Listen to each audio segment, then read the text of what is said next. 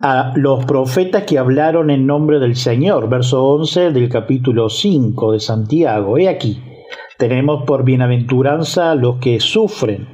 Habéis oído de la paciencia de Job y habéis visto el fin del Señor, que el Señor es muy misericordioso y compasivo. Pero sobre todo, hermanos míos, no juréis ni por el cielo, ni por la tierra, ni por ningún otro juramento, sino que vuestro sí sea sí y vuestro no sea no, para que no caigáis en condenación. Verso 13 de Santiago 5. ¿Está alguno entre vosotros afligido? Haga oración. ¿Está alguno alegre? Cante alabanza. ¿Está alguno enfermo entre vosotros? Llame a los ancianos de la iglesia y oren por él, ungiéndole con aceite en el nombre del Señor. Y la oración de fe salvará al enfermo, y el Señor lo levantará. Y si hubiere cometido pecado, le será perdonado. Confesaos vuestras ofensas unos a otros y orad unos por otros para que seáis sanados. La oración eficaz del justo puede mucho. Verso 17 de Santiago 5. Elías era hombre sujeto a pasión semejante a las nuestras y oró fervientemente para que no lloviese, y no llovió sobre la tierra por 3 años y 6 meses. Y otra vez oró, y el cielo dio lluvia, y la tierra produjo su fruto.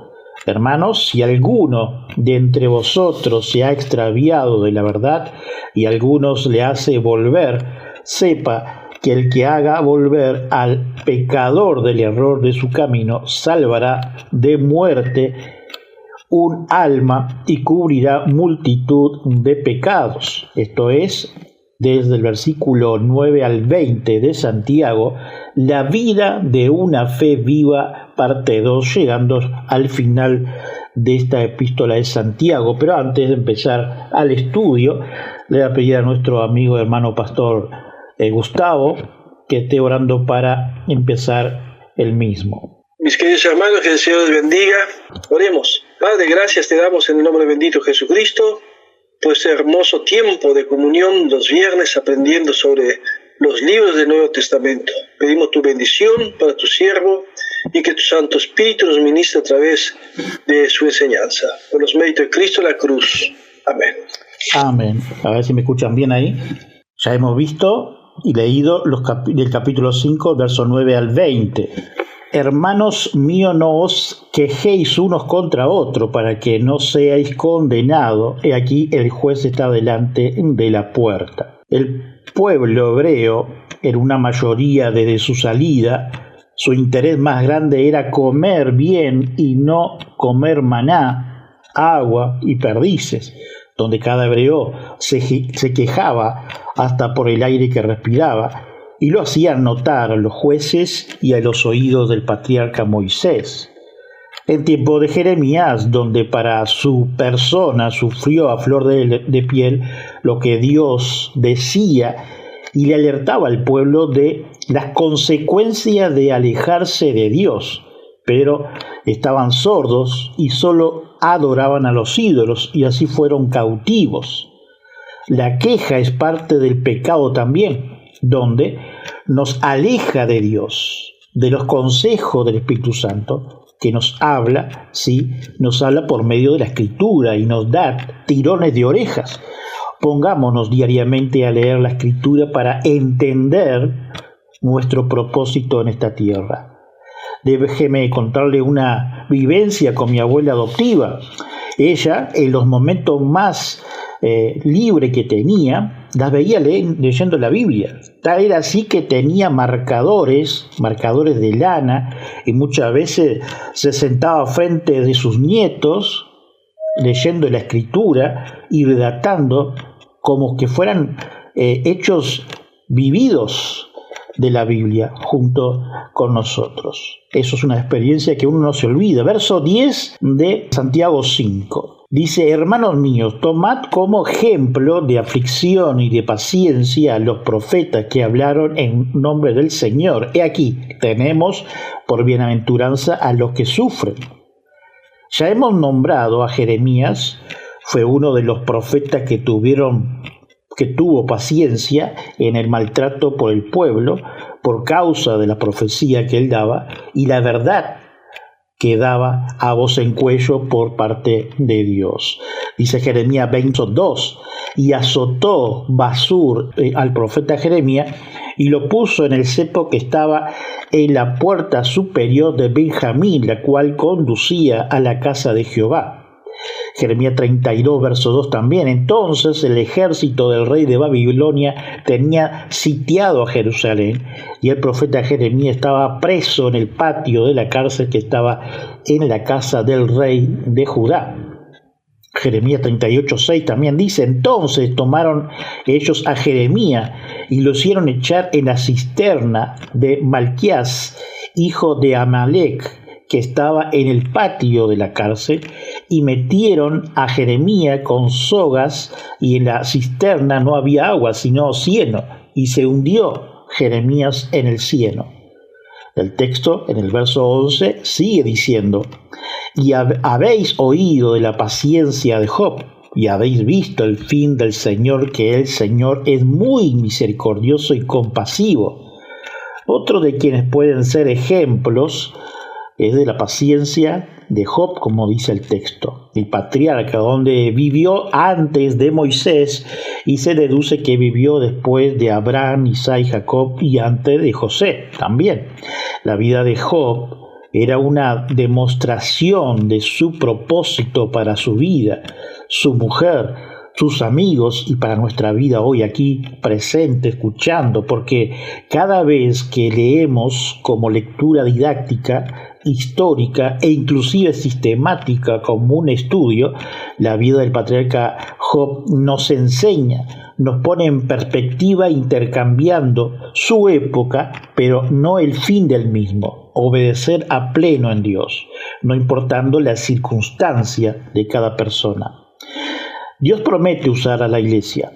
Cuando entendemos que Dios tiene un propósito, un buen propósito, incluso las cosas dolorosas se ven desde una perspectiva diferente. Si un hombre me atacara con un cuchillo, lo resistiría con toda mi fuerza y lo consideraría una tragedia si tuviera éxito. Sin embargo, si un cirujano viene a mí con un cuchillo, le recibo con los brazos y las piernas abiertas, dice Spurgeon, incluso más que quien me ataca con el cuchillo, porque sé que su propósito es bueno y necesario. Y a él examinar la vida de Job en su totalidad, vemos que el Señor en su misericordia lo sacó de todo con una ventaja indescriptible. Quien probó con una mano, con la otra y la otra, se apoyó. Cualquiera que fuera el propósito de Satanás al tentar al patriarca Job, Dios tenía un propósito que abarcaba el del destructor. Y ese propósito fue correspondido en todo momento, desde la primera pérdida sufrida entre los bueyes hasta la última burla de sus tres acusadores. Ojalá todos pudiéramos leer el griego original, dice Spurgeon, pues esta palabra, el Señor es muy compasivo, especialmente notable. Significa literalmente que el Señor tiene muchas entrañas o un gran corazón, así sería la interpretación, dice Spurgeon, y por lo tanto indica gran ternura, dice en su comentario Spurgeon.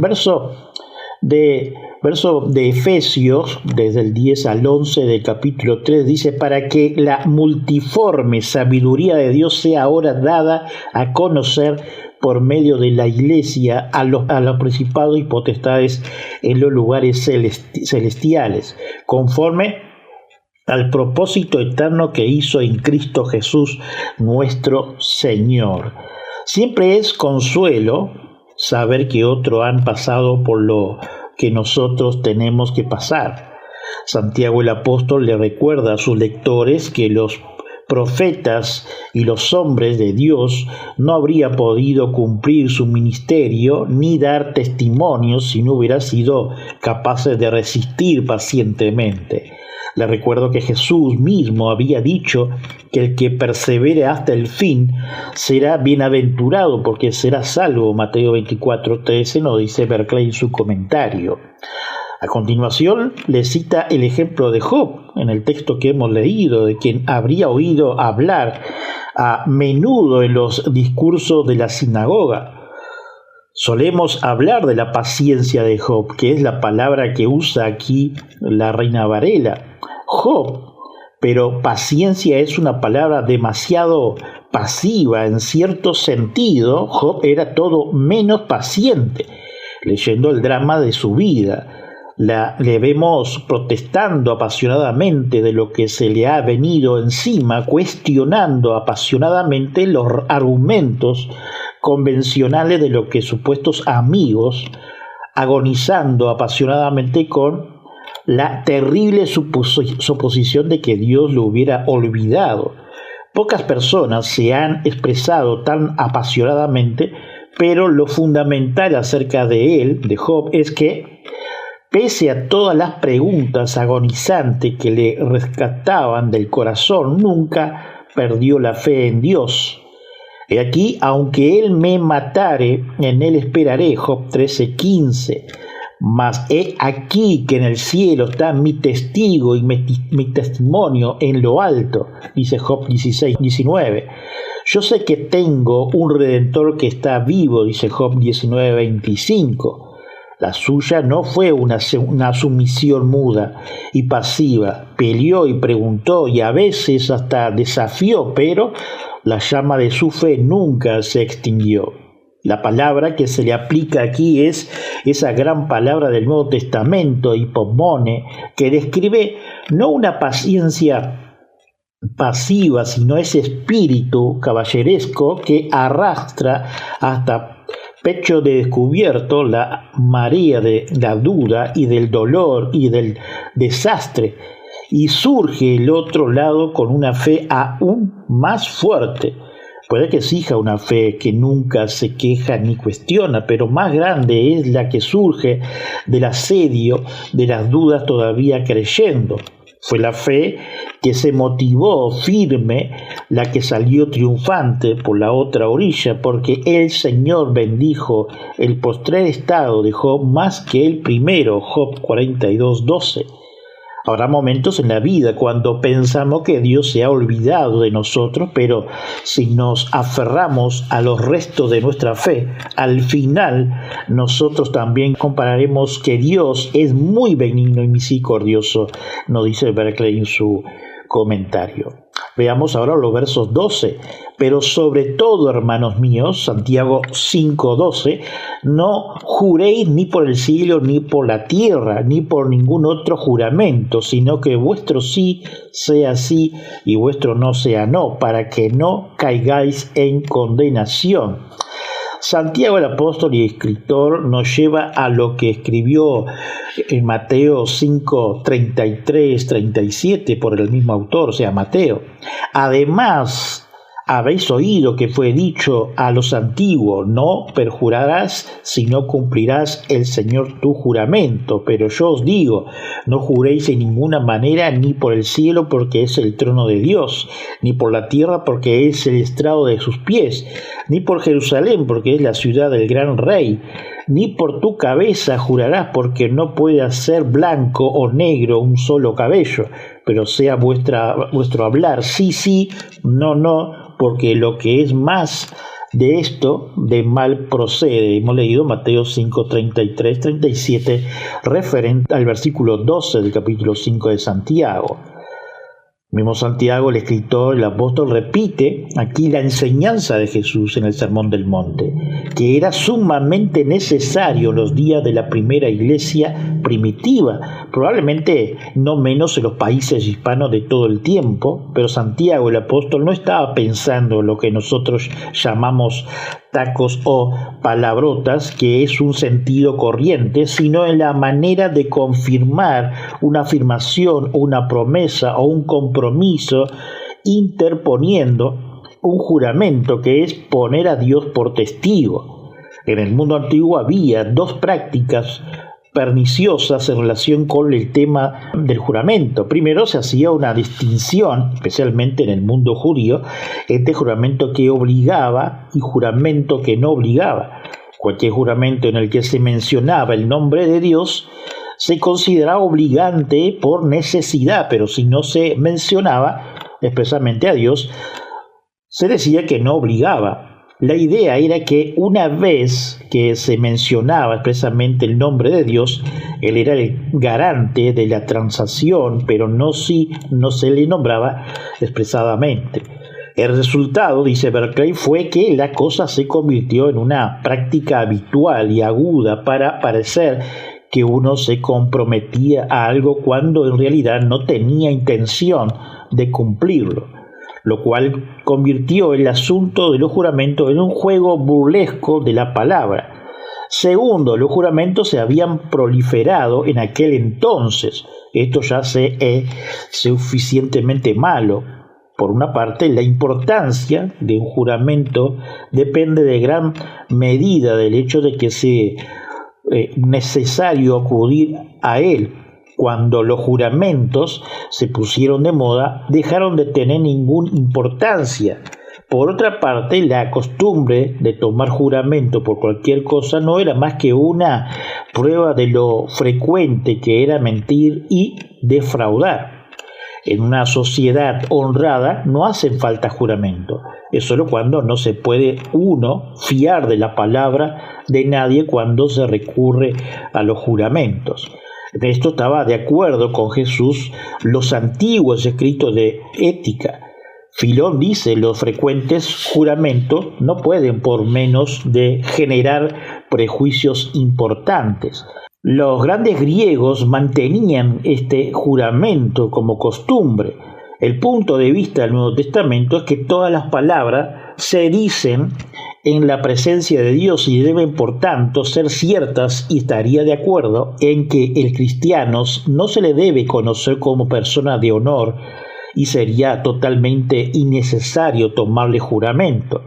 El Nuevo Testamento no condena tácticamente todos los juramentos, pero deplora la tentación humana a la falsedad que lo hace a veces necesario. Así termina Berkeley en su comentario. Veamos los versos 13 al 15 de Santiago 5, en este último capítulo de la carta.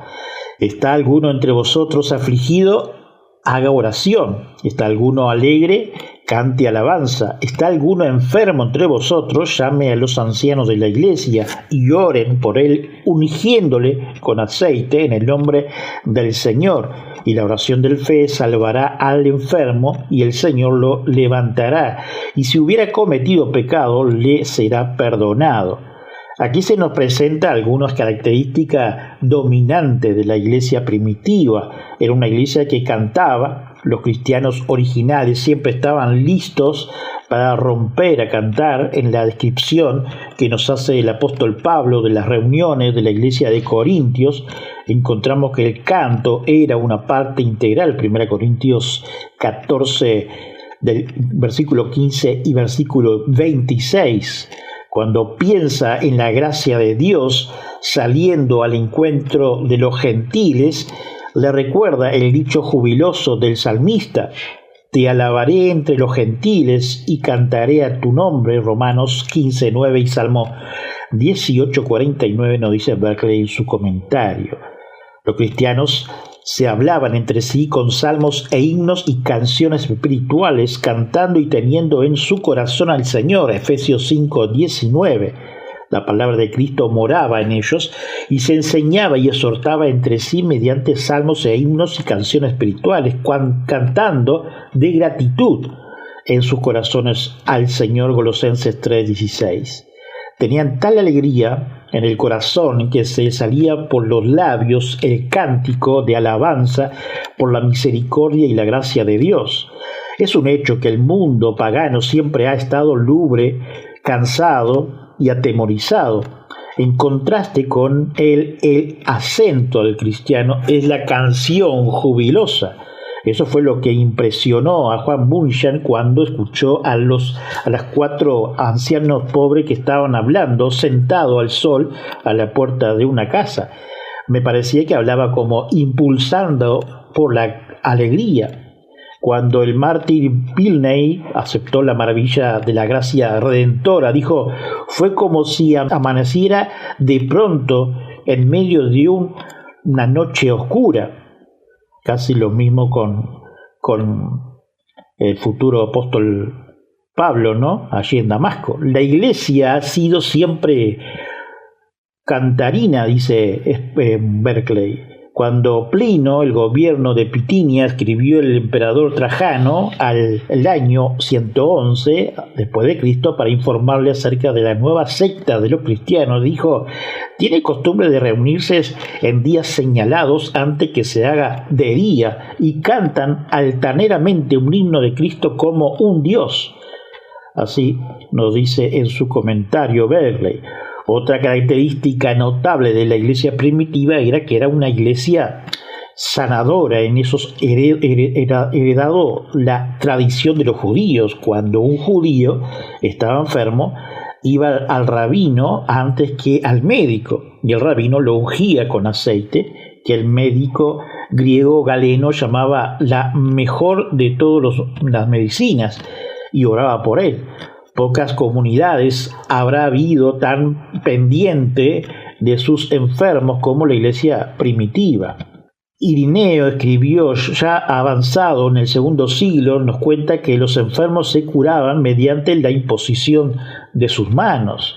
Igual que Tertuliano, uno de los primeros libros de orden eclesiástico referido a esto. También referente a las oraciones. Un código muy antiguo establece esto, según lo dice en referencia histórica. La Iglesia se ha cuidado siempre de sus enfermos y siempre ha tenido el don de sanidad. El Evangelio social no es un apéndice del cristianismo, sino parte integral de la fe y práctica cristiana, nos dice Berkeley en su comentario. Ahora veamos los versículos 16 al 18, Santiago 5. Confesad vuestras ofensas unos a otros y orad unos por otros para que seáis sanados. La oración eficaz del justo puede mucho. Elías era hombre sujeto a pasión semejante a las nuestras y oró fervientemente para que no lloviese, y no llovió sobre la tierra por 3 años y 6 meses, y otra vez oró, y el cielo dio lluvia y la tierra produjo su fruto. En este pasaje hay 3 ideas básicas de la religión judía. Primero, la de que toda enfermedad es consecuencia de pecado. Era una creencia firmemente arraigada en el judaísmo que donde había enfermedad y sufrimiento tenía que haber habido pecado. No hay muerte sin culpa, decían los rabinos, ni sufrimiento sin pecado. Los rabinos, por tanto, creían que antes de que un enfermo se pusiera bien, Dios tenía que perdonarlo su pecado. Rabí Alexandrai decía en su contenido, dicho por Berkeley en este momento, nadie se cura de su enfermedad hasta que Dios le perdone todos sus pecados. Por eso Jesús inició la curación del paralítico diciendo, Hijo mío, tus pecados te son perdonados, Marcos 2:5. Los judíos relacionaban siempre el sufrimiento con el pecado. Ahora no lo relacionamos tan mecánicamente, pero sigue siendo verdad que no se puede recibir la santidad completa del alma, de la mente o del cuerpo hasta que uno se encuentre en paz con Dios. Segundo, se tiene la idea de que para ser eficaz, la confesión de pecado se hace al hombre y especialmente a la persona que se ha ofendido, además de Dios, dice Berkeley en su comentario. Realmente es mucho más fácil confesar los pecados de Dios que las personas, pero en cuanto al pecado hay que deshacerse de 2 barreras, la que se ha establecido entre nosotros y Dios y la que hay entre nosotros y nuestro semejante. Si se han de quitar ambas, deberá hacerse una doble confesión. Esta era, de hecho, la costumbre de la iglesia morava que Wesley adoptó en la primera clase metodista. Se solían reunirse 2 o 3 veces a la semana para confesarse sus faltas unos a otros y orar los unos por los otros para ser sanados, dice Berkeley. Está claro que ese es un principio que hay que usar con mucha sabiduría. Es totalmente cierto que puede haber casos de lo que la confesión de pecado de uno a otro es más perjudicial que beneficiosa, pero cuando se ha erigido una muralla con un mal que se ha cometido, uno tiene que ponerse en paz con Dios y con su semejante al que ha ofendido. Tercero, dice Berkeley, sobre todo se tiene la idea de que el poder de la oración es ilimitado. Los judíos tenían el refrán de que el que practica la oración rodea su casa con una muralla más fuerte que el hierro. Decían, la penitencia puede hacer algo, pero la oración lo que puede hacer todo. Pero ellos, la oración era ponerse en contacto con el poder de Dios, era el canal por el que fluyen hacia nosotros la fuerza y la gracia para remediar todos los problemas de la vida. ¿Cuánto más debe esto ser verdad para un cristiano? ¿O qué amigo no es Cristo? Él llevó nuestro dolor y nos manda que llevemos todo a Dios en oración. ¿Vive el hombre desprovisto de paz, gozo y santo amor? Esto es porque nos lleva todo a Dios en oración, como querían los judíos, y sin duda es verdad para curar los males de la vida. Tenemos que estar en paz con Dios y con nuestro semejante, y tenemos que aplicar a la persona y a las situaciones mediante la oración y el poder, la misericordia de Dios, nos dice Berkeley. Antes de dar por terminado este pasaje, debemos tomar nota de un hecho técnico interesante. Cita a Elías como ejemplo del poder de la oración. Aquí tenemos un ejemplo excelente de cómo desarrollaba la exégesis rabínica el sentido de la escritura. Encontramos la historia completa en Primera Reyes capítulo 17 y 18. Los 3 años y medio, un tiempo que se cita también en Lucas 4:25, donde en Primera Reyes 18:1, además al relato del Antiguo Testamento, nos dice que la sequía a su terminación fuera debido a la oración de Elías. Él fue sencillamente el profeta que anunció su principio y su fin, pero los rabinos estudiaban la escritura como lupa. En 1 Reyes 17:1 leemos, vive el Señor Dios de Israel en cuya presencia estoy, que no habrá lluvia ni rocío en estos años, sino por mi palabra. Ahora bien, lo que los judíos entendían por oración era estar en la presencia de Dios, así que en esta frase encontraron los rabinos lo que eran para ellos una indicación de que la sequía había sido resultado de la oración de Elías. En 1 Reyes 18:42 leemos que Elías subió al monte Carmelo y prostrándose en tierra puso su rostro entre las rodillas. Aquí también descubrió los rabinos la actitud de la oración angustiosa y de ahí dedujeron que había sido la oración de Elías lo que había puesto fin a la sequía, dice Berkeley en su comentario. También ellos agarraron esas costumbres en sus propios cuerpos físicos para orar en la actualidad. Versos 19 y 20, llegando al final del capítulo de Santiago 5. Hermanos, si alguno de entre vosotros se ha extraviado de la verdad y alguno le hace volver, sepa que el que haga volver al pecador del error su camino salvará de muerte un alma y cubrirá multitud de pecados. En este pasaje se establece la gran característica diferente de la verdad cristiana. Es algo de lo que uno puede extraviarse. No es solo intelectual, física, filosófica y abstracta, sino siempre una verdad moral Esto se nos presenta claramente cuando vamos al Nuevo Testamento y nos fijamos en las expresiones que se usan en relación con la verdad.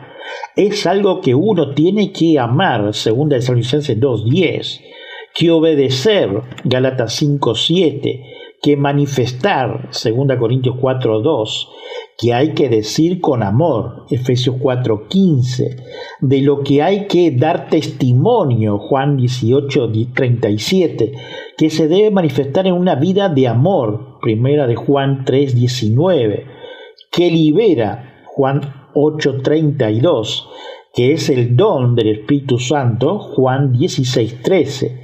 Lo más claro, dice Berkeley en su comentario, de todo es lo que leemos en Juan 3:21, el que practica la verdad. Es decir, la verdad del Evangelio es algo que hay que poner por obra. No es solamente el objetivo de una búsqueda intelectual, sino siempre una verdad moral que desemboca en la acción. No es meramente algo que se estudia, sino que se hace. No es algo lo que hay que someterse solamente en la mente, valga la redundancia, sino totalmente en la vida, en la parte física. Santiago el apóstol concluye su carta con uno de los pensamientos más elevados y edificantes del Nuevo Testamento y que además aparece más de una vez en la Biblia. Supongamos que uno yerra y se extravía y supongamos que un hermano suyo en la fe le rescata de su error y le devuelve al buen camino. Este último no solo ha salvado la muerte el alma de su hermano, sino que ha expiado una multitud de sus propios pecados. Por señalar que Orígenes tiene un pasaje maravilloso en sus homilías en que indica 6 maneras de obtener el perdón de pecado mediante el bautismo, el martirio, la limosna, Lucas 11:41 y otros textos más. Daniel escribe: los entendidos resplandecerán como el resplandor del firmamento y los que enseñan la justicia a la multitud como las estrellas a perpetua eternidad. Verso 3 del capítulo 12 de Daniel. El consejo del apóstol Pablo al joven Timoteo era: ten cuidado contigo mismo y lo que enseñas, persiste en ello, pues haciendo esto te salvarás a ti mismo y a los que te escuchan. 1 Timoteo 4:16. Uno de los dichos del padre de los judíos es: el pecado no prevalecerá sobre el que hace justo otros. La iglesia tenía un sentir: el honor más grande que Dios puede dar se lo otorga al que guía a otras hasta Él, porque el que lo hace consigue nada menos que participar de la obra de Jesucristo, el Salvador de la humanidad. Y llegamos al final de este capítulo y de un libro más. Y terminamos orando así: Señor, gracias por esclarecernos en diferentes puntos y temas de lo que es el capítulo 1 hasta el 5, y en esto que hemos referido de las oraciones por nuestros hermanos que quizás estamos perdiéndolo. Oh Señor, gracias por tu sabiduría e inteligencia por medio de tu escritura y esa guía del Espíritu Santo, Señor, que tú nos das por medio de ella misma. Señor, te pedimos por los presentes y por aquellos que no han podido estar en la reunión, que tú estés supliendo no solamente lo espiritual, sino también lo físico. Señor, gracias también por la evangelización que estamos haciendo aquí en Montevideo. Señor, danos sabiduría e inteligencia para poder contactar, Señor, a las caras de muchas personas con esas expresiones que nos hacen cuando estamos evangelizando. Oh Señor, te damos gracias porque podemos predicar tu evangelio aquí en Uruguay libremente, pero también te pedimos por la iglesia perseguida y desplazada, Señor, por diferentes puntos del mundo que están siendo perseguidos, Señor, y maltratados y muertos nuestros hermanos, Señor. Y te damos gracias, Señor, porque más allá de todas las dificultades, Señor, tú nos tienes en tus manos y tú sabes nuestro destino, que nuestro camino es hacia ti. Señor, gracias.